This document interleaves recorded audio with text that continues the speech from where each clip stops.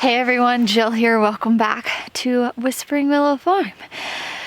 It's a chilly morning here. It's 30 degrees. For the southerner, I'm over here just not prepared.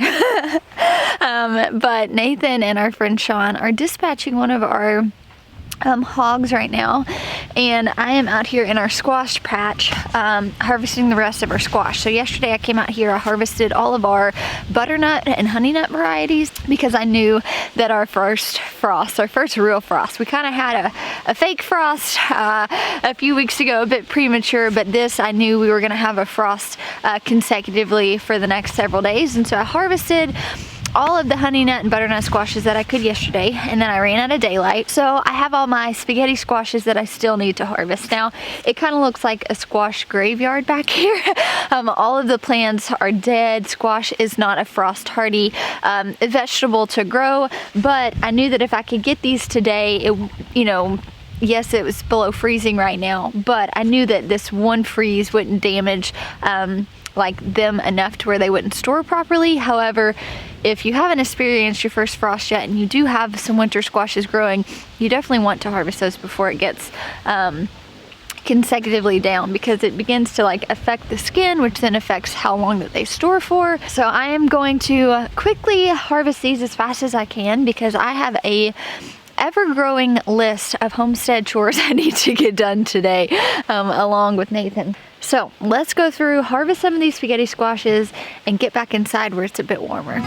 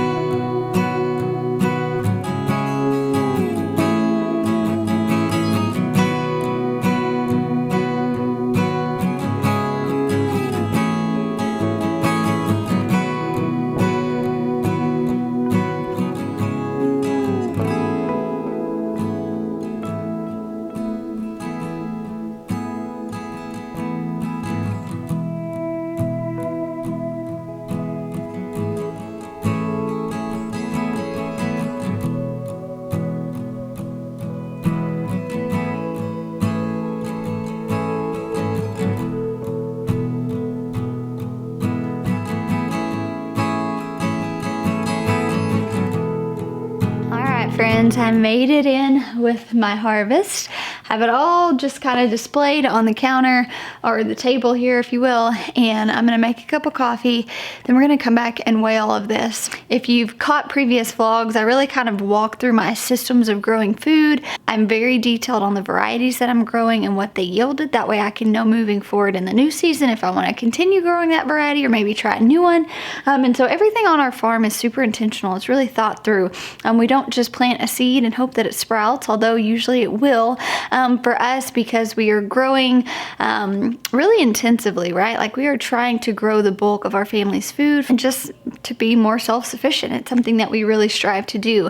And so I'm very intentional with like finding varieties, planting those, making sure I'm keeping up with yields. So I'll get out my big scale, we'll weigh all of this, I'll jot it all down in my planner where I keep all this information, and I'm curious to see. I know carrying it up here, I shucked my jacket, I was sweating a little bit. It felt like a lot of food. Some of these have completely cured, which is great. But then some of these are still really like green, but they will continue to cure off of the vine. I harvested a bunch of acorn squash and spaghetti squash a couple weeks back, and most of the spaghetti squash have already turned and they were completely green, not at all slightly ripe. So I am hopeful that all the spaghetti squash that we harvested, although it's underripe, I do believe it will ripen over time. We just have those metal racks, and we will line all of these up down in the basement where it's cool and it's dark, and then we'll just pull from these reserves as we need to throughout the fall, the winter, into the spring. We'll probably have more than enough squash to last us until I'm harvesting squash again next year.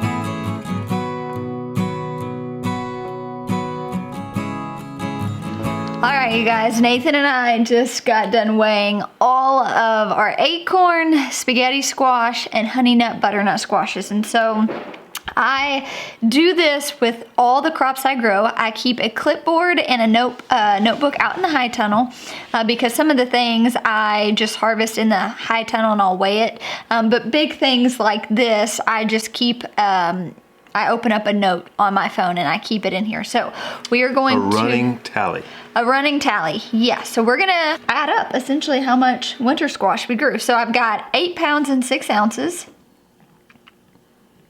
Are you gonna do them individually or just total? Total, yeah, total. And then we can break it up too. 13 pounds, 13 pounds, 12 pounds, 13 pounds, 13.6, 11.5, 12.5, 5, 14 pounds, 15, 15.5, 15, 13, 15, 15, 15, 4. Lay it on me. No. If you're asking me to do math now, it's not the time. Yes. No, that's not even fair. You harvested and lifted every one of these buckets. I did. Yeah, so it was so cold this morning when I was harvesting. It was 30 degrees, which really, these should have been harvested before the frost, but I literally just ran out of time. And then by the time I had chugged all of these massive crates full of squash, I was like ripping off my jacket. Obviously, I'm in a tank top now. Like, I was sweating. I was legit sweating. So lay it on me. How many pounds do we have? And just to be clear, I was busy during this time, yes. Or I would have helped her. But she did every one of these by herself. So. Yes, so I mentioned at the beginning of this vlog, we harvested a pig this weekend, and so Nathan was really just kind of knee deep in harvesting and cutting up meats and things like that, and so... At least elbow deep. Elbow deep, yeah. So he was busy doing that. I was busy harvesting the rest of, you know, the crops that I knew would not withstand the frost. So, all right, what do we have? What's your guess? I don't have a guess, babe. A lot. I grew a lot. Lay it on me. You grew a lot. I grew a lot, yeah. 224 pounds. Whoa! Oh my gosh. Yeah.